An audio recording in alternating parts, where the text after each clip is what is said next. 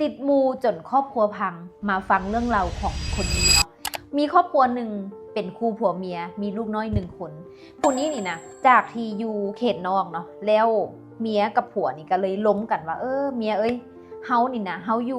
ยู่เขตนอกแบบนี้เฮาอยู่บ้านนอกแบบนี้นี่เฮากับมีแต่เฮ็ดไร่เฮ็ดสวนแล้วค่อยคือว่าบ่มักนะการเฮ็ดไร่เฮ็ดสวนนี่ค่อยรู้สึกว่าค่อยนี่มักแนวค้าแนวขายค่อยก็เลยอยากที่จะไปอยู่บ้านกว้างเมืองใหญ่เฮาพากันย้ายไปอยู่เวียงบ่ผัวถามเนาะเมียก็เลยว่า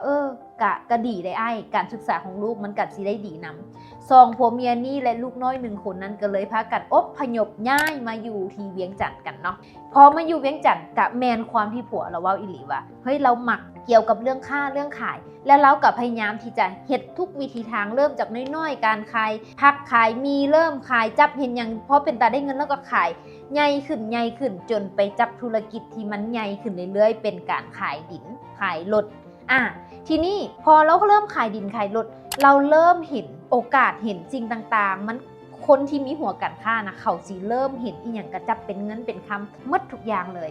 เราก็เลยตั้งโตได้ด้วยธุรกิจเกี่ยวกับเรื่องอสังหาเนาะสำหรับผู้นี้โอ้โหบอกเลยว่าชีวิตของเราก็ค่อนข้างเปลี่ยนไปหลายเมียก็สนุกสุขสบายลูกก็ได้เฮียนบอลดีแล้วเหมือนจะแฮปปี้เอนดิ้งเนาะครอบครัวนี้แต่ว่ามันไม่ได้สวยหรูแบบนั้นไว้ชีวิตนะปรากฏว่าช่วงที่ผัวเริ่มหาเงินได้เริ่ม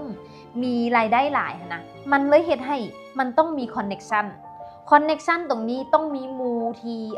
หู้นั่นหู้นี่ต้องมีคนนั่นคนนี้หู้จักกันหลายๆและจอยกันแชร์ธุรกิจกันมันจึงจะหู้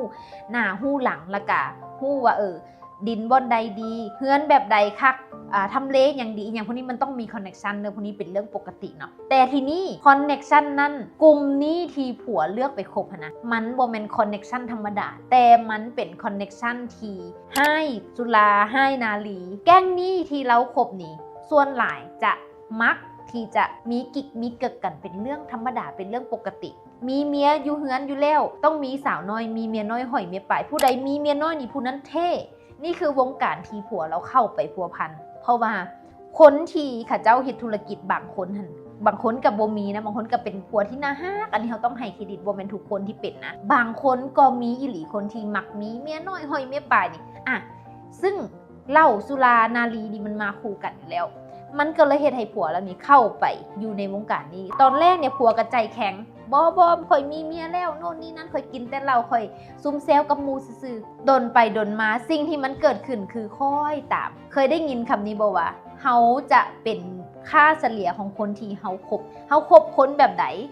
มันสิค่อยๆตามเป็นคนแบบนั้น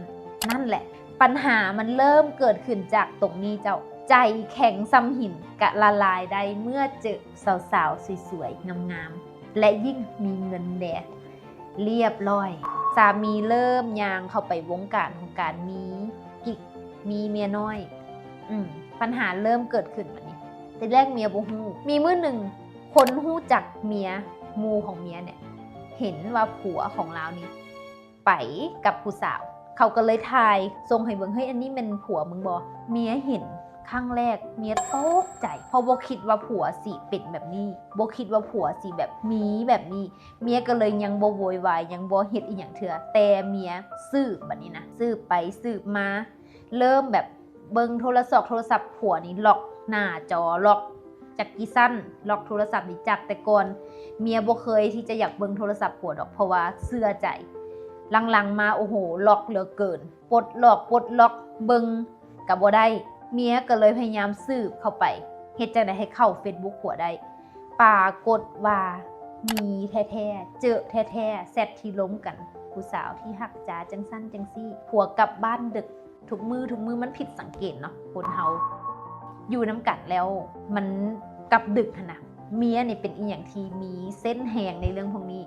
ฉะนั้นเมียก็เลยบ่ฮู้แนวใจเฮ็ดคิดหลายเพราะว่าสร้างมาน้ำกันอยู่มาน้ำกันทุกมาน้ำกันหั่งมาน้ำกันแล้วมื้อหนึ่งมาเจอจังซี่นะเมียบ่ฮู้แนวใจเฮ็ดถ้าเป็นพวกเจ้าเด้พวกเจ้าจะเห็นแนวใดพวกเจ้าจะปะผัวฟ้องห้างแบ่งสมบัติกันหรือพวกเจ้าจะประนีประนอมให้ผัวกลับมาเป็นคนฮู้ผู้ดีคือเก่าถ้าเป็นเจ้าเป็นผู้หญิงคนนี้เจ้าจะเห็นแนวใดลองคอมเมนต์มาเด้อ